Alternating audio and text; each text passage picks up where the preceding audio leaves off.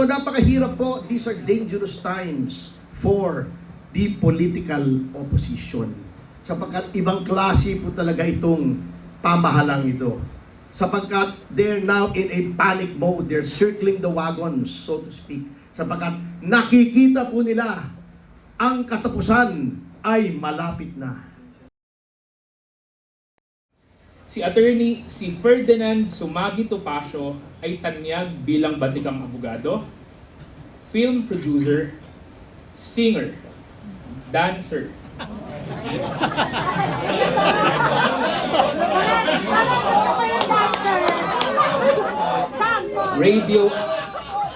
radio anchor, writer, friendly kapitbahay, comedian dahil sa random jokes and so on.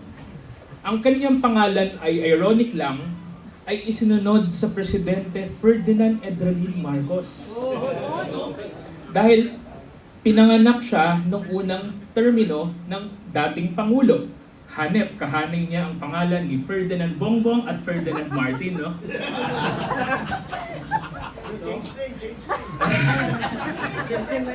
Nagtapos ng bachelor's degree in English sa San Sebastian College at kumuha ng law honorable mention sa UE at 1992 at nakapasa sa kaparehong taon. Unang naging speechwriter ni then Vice President Laurel. Naging legal counsel ni then Manila Mayor DILG Secretary Alfredo Lim at counsel din ni President Erap at President Gloria Macapagal Arroyo. Pinagtatanggol niya ang mga maliliit bilang isa sa pinuno ng Citizens Crime Watch na partner ng ating law enforcement agency para labanan ng krimen, i-promote ang safe na komunidad at advocate ng hustisya sa paglaban ng korupsyon sa bansa. Perfect sa pulisiya ng dating Pangulong Rodrigo Roa Duterte. Palagi natin siyang napapanood sa media dahil sa kanyang mga high-profile cases na hinahawakan. Pero siya din po ay tagapagtanggol ng mga maliliit mula sa pamilya ng SAP 44 sa Mama sa Panoclash na kumitil sa buhay ng 44 na bayani at pati na hanggang ngayon ang mga magulang ng mga namatay na bata sa issue ng Denbaksya. Counsel din po si Attorney Topacio ni Mang Laureo Visconde sa kaso ng Visconde Massacre na yumanig sa buong bansa. Si Idol Ferdy ay matagal na pong lumalaban sa katiwalian sa bansa. Bilang public interest lawyer, isa siya sa petitioner sa Korte Suprema, ang Topacio versus House of Representatives, na kung saan kine-question ang maanumanlyang 100,000 pesos hocus-pocus bonus ng mga congressman noon pong 1991. Idol, ngayon may inflation. Sabi nga sa expose ni Congressman Leviste, 2 million na per congressman ang Christmas bonus. Si Attorney Topacio ang perfect example ng katagayan na quote, small but terrible. As it describes someone might be small physically, but surprisingly impactful, powerful, katulad ni General Napoleon ng France. Kung susubaybayan po natin ang career ng taong ito, maaaring controversial sa iba, pero di maikakaila na talagang kahanga-hanga. Ang nagpabilib po sa amin, alam ko sa ating lahat, ay parang wala lang ang mga ito sa kanya dahil madalas ay nakikipagbiruan pa po sa atin. Very down to earth talaga.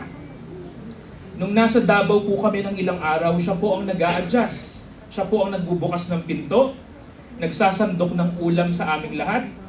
Maliit na bagay sa iba pero kahanga-hanga. What I like about him ay kanya pong pagiging totoong tao. Sa totoo lang, no filter or anything, walang sugarcoat. Kung sino po siya sa camera, ay yun din po siya sa totoong buhay. Malayo sa iba na iba ang ugali sa personal. Dahil siguro sa kanyang colorful personality, mabilis mag-isip, magaling magsalita, kaya perfect maging spokesperson ng PDP at sa mga susunod na panahon, kung i-adya po ng panahon, baka naman sa 2028. Yeah!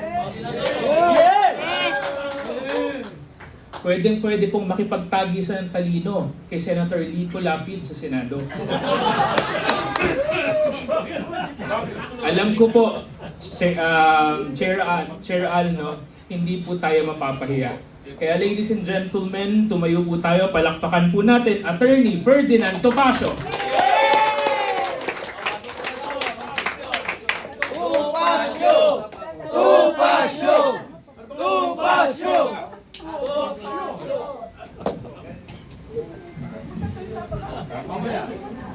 Inaanyayahan ko po sa harapan ng ating PDP Chairman Alfonso I. Cusi para sa oath taking proper para kay Attorney Ferdinand.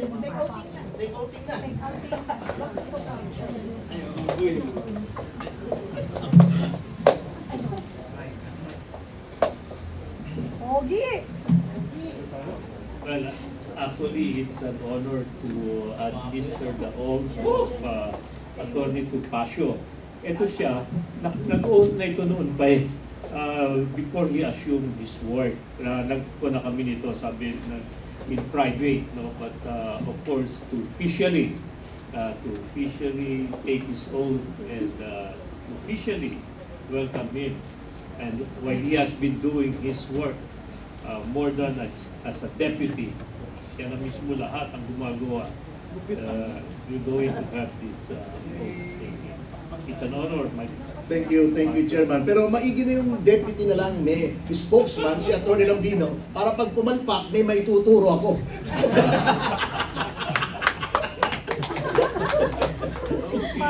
Sabihin ko, yun ang sabi ni Atty. Lambino, sabihin ko eh. So, kindly raise your right hand and repeat after me.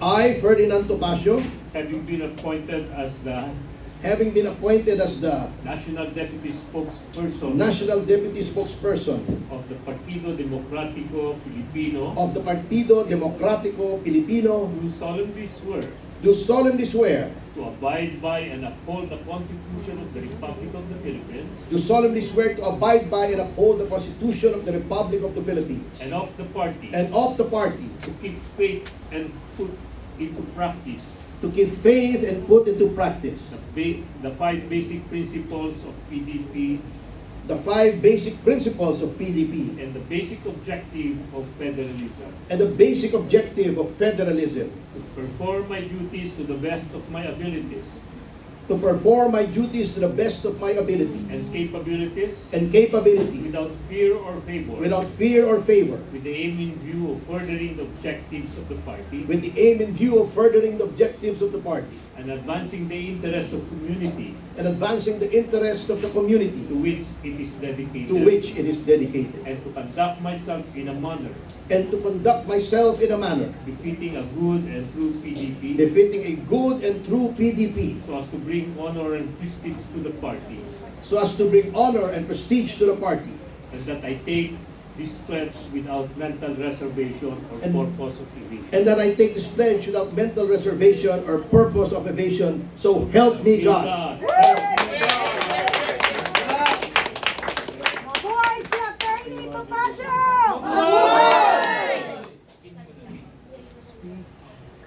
Ito, hindi Parang nag-uubad ng naiiyak pin, si Atty. hindi nag-uubad ng uniform eh. nag-uubad ng Huwag pa uniform. nun. Ngayon, Kita pin ninyo, na. siya pa nagbibigay sa atin. Tutusok daw yan, Atty.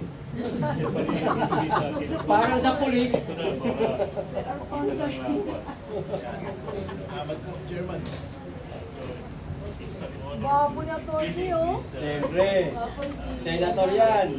Yes! Picture taking tayo dito. Kayo muna, sir. Kamay muna kayo. Kamay, Okay, kamay. Kaya mo picture. na dalawa. Teka, Sa kaya mo sudya, na. sa sobrang Kamay wala pinakamayan. pa. Yan, kaya mo na. Okay, media picture. Dalawa muna kayo. Okay. Harap po. 5, 4, 3, 2, 1, go. Okay. Okay, thank you. Okay, with the PDP officers po. With the PDP. Last natin, para senador na to. Yes po. PDP officers po. Vote orders na po. With the officers. Alis mo na. Napapakalot ako sa lupa eh. Okay, picture. Pakpa na yan. Para pag yun gumanong ko, matatao eh. Okay, picture. 5, 4, 3, 2, 1. Okay. Harap po sa kaliwa. Banda dito para lahat nakatingin. Thank you. Manual, ganyan, ganyan. Kanan. Okay, 5, 4, 3, 2, 1. Salamat po. Thank you, media. Salamat. Sir, ikaw pala may tuturo eh. I love you! Magandang tanghali po sa inyo lahat. At unang-una, maraming salamat kay Ginoong Lester Olalia sa kanyang napakagandang pagpapakilala. Hindi ko lang alam kung pinupuri niya ako o niyayari niya ako kasi doon sa kanyang pagpapakilala, binilang ko eh. 5 beses niyang sinabi yung maliit, yung word na maliit. Bago meron pang down to earth. Oh. Hindi ko alam kung sinasadya eh. Anyway, alam niyo po, just to be very brief because I know we're all looking forward to hearing dito sa ating batang-batang magiging Bulacan chairman, si Ginoong Jad Racal. Ang nais ko lang itanong sa kanya, ready ka na ba, Sir Jad? Sapagkat alam mo, dito sa mga panahong ito, kapag ikaw ay nagiging kritiko ng gobyerno kung ano-anong kaso ang isinasampa sa iyo, nagiging libelous ka, nagiging seditious ka, katulad namin ni Jimmy Bondok, may kaso na naman kami bago, a few days ago, inciting to sedition. Sabi ko, kung inciting to seduction, baka maniwala pa sila eh.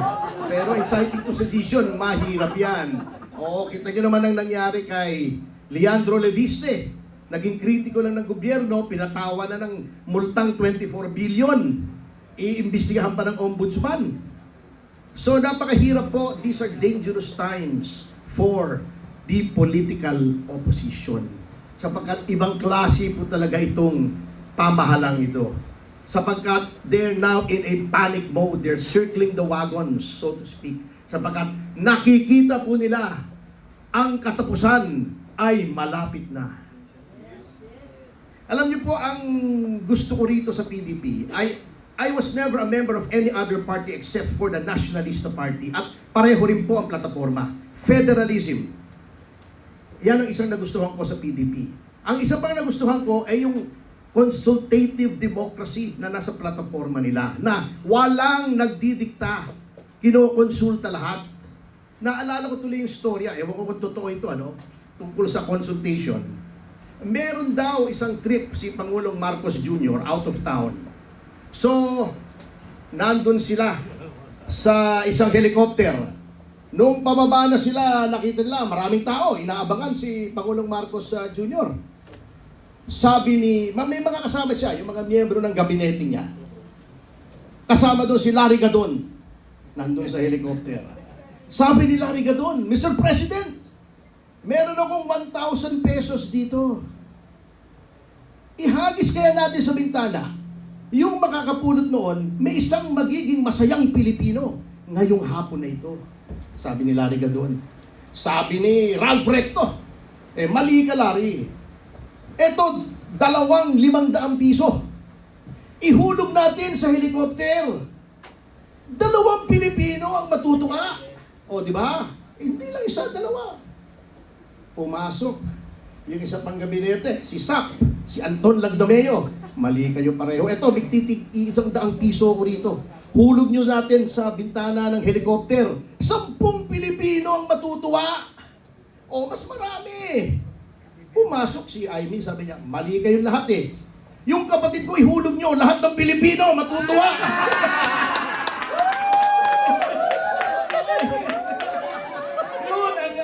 Consultative democracy.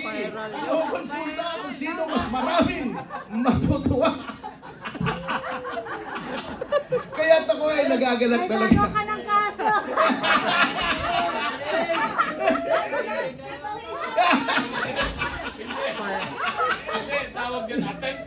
order. Baka i-blatter tayo ni Claire Castro. Attorney Lambino, tayong lahat dito, accessories sa car. Lahat ng tumawa daw. Sedition.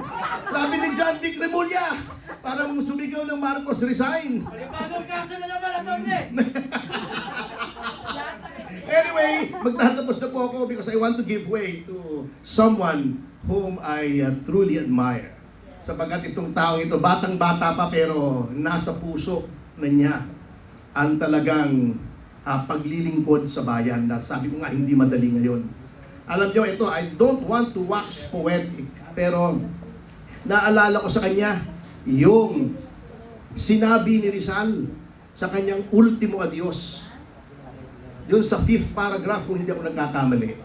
Nung sinabi ni Rizal, ito yung pangarap niya, this was the dying wish of Rizal.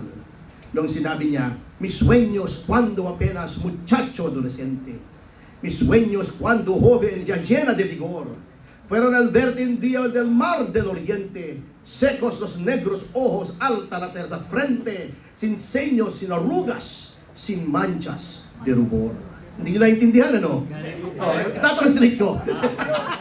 Sabi niya, the dream of my life, my ardent life's craving, is to see you one day, O pearl of the Orient seas, riding high with freedom blowing in thy breeze, without fear, without doubt, without any trace of shame. Ito mga ganitong tao ang magbubura ng kahihiyan na nararamdaman nating lahat pagka sinasabi natin ngayon, lalo na sa ibayong dagat, ako'y Pilipino, iba yung tingin sa inyo natin ngayon eh. Napakasama ng tingin sa mga Pilipino ngayon, hindi katulad ng panahon ni Tatay Digong, na pag sinabi mong ako'y Pilipino, oh, President Duterte. Ngayon, ako'y Pilipino. Iba tingin talaga.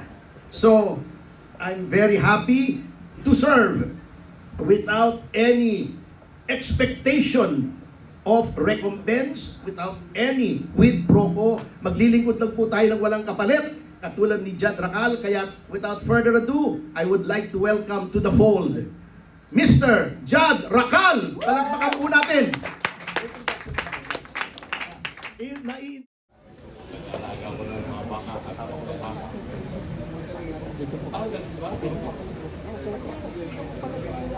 Tapos picture ganyan. Picture ganyan. Yan! Ayan. Attorney, lalo ka pala pag tinititigan ka na matagal, ang pogi mo pala talaga. Kailangan matagal. Dapat titigan, ha? Dapat titigan mo na. Nagkakampanya pala ako, hindi ako gagalaw. Next turn ba yun? Next turn. Attorney, dito sa impeachment complaint versus PBBM, ano po sa tingin niyo, strategy lang po ba ito para ma-avoid nila itong 1-year ban para sa if ever mayroong mag-file ulit ng impeachment against the president? Sa tingin niyo pa, Obvious ano po yung- naman di ba on record naman na yung nag-file ng impeachment ngayong 2026 ay siyang abogado ni First Lady Lisa Araneta Marcos noong 2024, di ba? O bago nakita naman nating lahat, nabasa natin kasi nakandali naman basahin pagkaiksi-iksi. Ano? Kita naman natin kung gaano kahina. At ang mga mambabatas mismo nagsasabing easily dismissible. Pag yan ay final sa Lunes, naka-file na ngayon, ano? Pag yan ay in-endorse sa Committee on Justice at yan ay na-dismiss, may 1-year ban na. So, obvious naman. So, Ang paano problema kasi, ito lang dadagdag ko, ang problema rito sa administrasyon na to, iniinsulto yung talino ng mga Pilipino. Tingin ba nila hindi natin mahahalata na yung abogado mismo nila nag-file ng impeachment laban sa kanila? Ginagago na tayo eh. Oo, parang iniinsulto na tayo yan eh. Pwede ba nating anuhin yung sabotahe yung ginawa ng nag-file na yan? May pwede bang gawin action tayo dyan? Ay, siguro pag nakita nyo, kutusan nyo.